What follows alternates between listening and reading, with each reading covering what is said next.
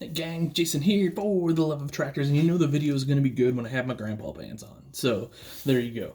Anyway, let's unbox some more stuff. You guys seem to like that. It's fun. I enjoy it too. Um, it's always fun to kind of go through your collection and see what you got. So this sounds silly, but when it's sitting on a shelf, particularly if you have, a lot of items on that shelf, it kind of, you can kind of lose track of what you've got. Actually, some of you may remember I did a video quite a while back, maybe a year or so ago. I was looking for a 6088 Case IH Authentic Combine. Turns out I had one.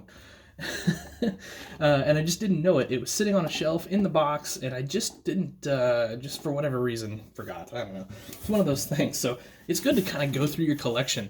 It's kind of one of the reasons I started occasionally doing these collection videos that you might have seen on the YouTube channel here, just so I can kind of refresh my memory. And plus, it's just fun. You guys seem to enjoy it. I mean, I'm not here like bragging or anything like that. I'm just, I'm just sharing my love for tractors, and it seems like you guys are cool with that, so I'm cool with it.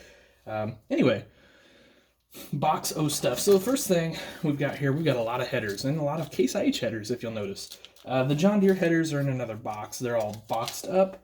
The Case IH headers are probably what I need for the display, although now that I'm thinking that, I'm using MacDon cutting platforms and Geringhoff folding headers, so I actually don't need any of these, it turns out.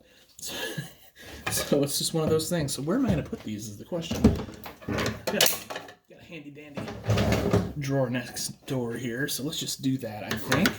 Now, I'm running out of shelf room on this side. Now we've got an entire new set of shelves over there, and none of this is organized, which is why it's sort of running low on space. But anyway, this is a Unpreferred seed tender. This is one of the first ones that SpecCast came out with. These are nice.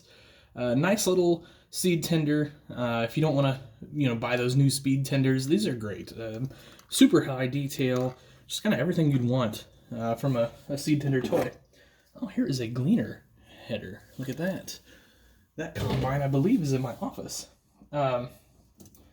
Okay, look at this big beast John Deere DB whatever planter. It's way too big for anything I want it for, to be honest with you. But it's one of those things where it came out and it was cool, and I kind of just had to have it. So I've got it. The trick is going to be finding a place to put it, I guess. It's going to be a trick with a lot of this stuff. Like I said, at least for now. I mean, we're going to have plenty of shelf room once that time comes. Once the time comes to sort of finalize everything or put everything where it's going to go forever. But for the temporary, well, it's a bit messy around here. We still have tons of work going on around the house, and we're doing it all ourselves. So. It takes a little bit of time, but we're getting there. Okay, I made some room because I know what's coming out of these boxes next, and I need some space. So next up are some trailers, actually. So this is an anhydrous trailer from, I believe, DCP made that. So that'll be on Dogtown eventually. And we get this nice little blue Mac here. It's kind of a nice little truck. Those Macs are great. They've been out quite a while now. They're good. They're reasonably priced and everything. Hopper bottom. So I got into this and I started thinking that I sold the hopper bottom I cut down. I sold that to my buddy Nathan, and I don't really have a use for a red tarp white sides hopper bottom, so maybe I ought to cut this down so that I've got one. I don't have to find another classic truck to put on it, but I have an idea for that. Okay, so we're going to get into a lot of dump trailers here. So this is the East in dump trailer that they made, that DCP made.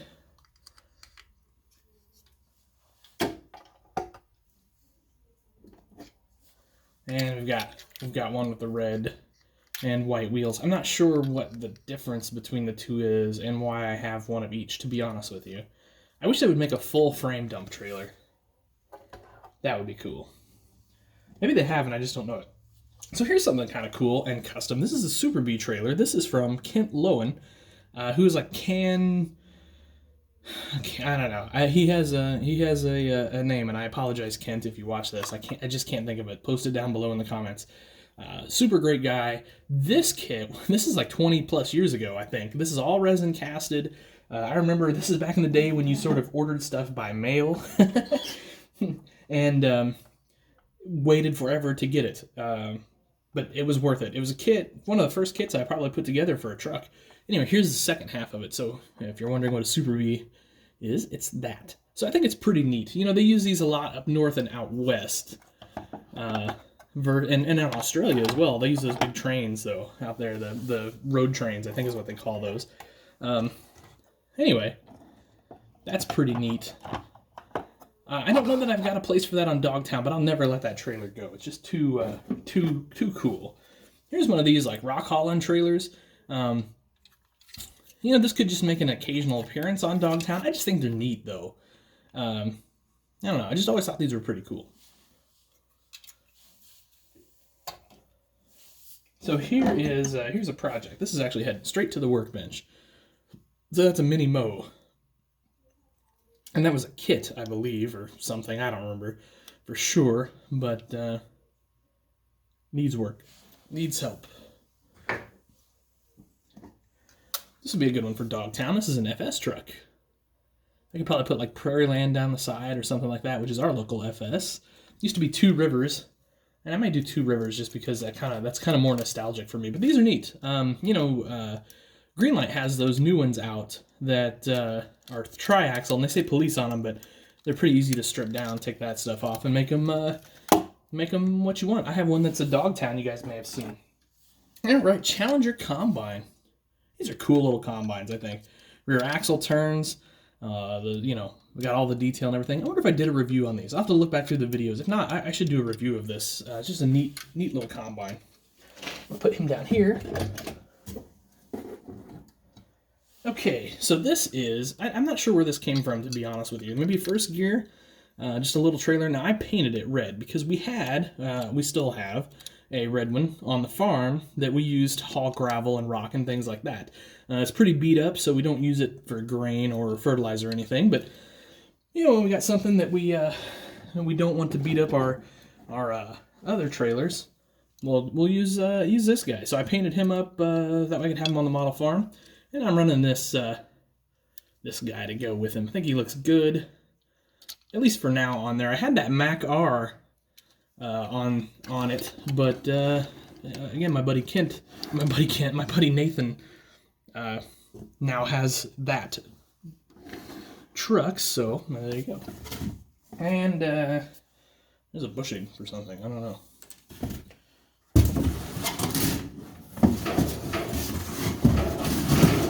I'm running out of space for boxes. Alright, I'm sorry, this is already up to 8 minutes, guys. I've just been talking a lot. I've just been thinking a lot about some stuff.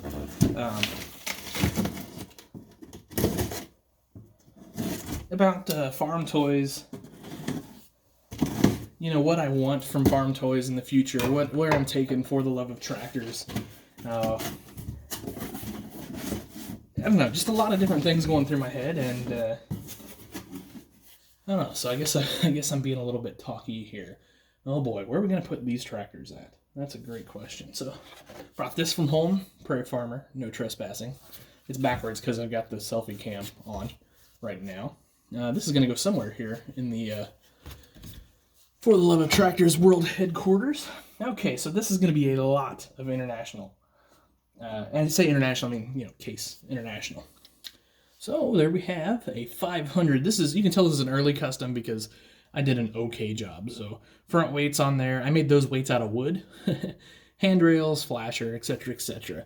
No hood seam filled, no rear hydraulics or anything like that. So you can tell that's kind of an older custom for me. Here is something similar. This is a 450.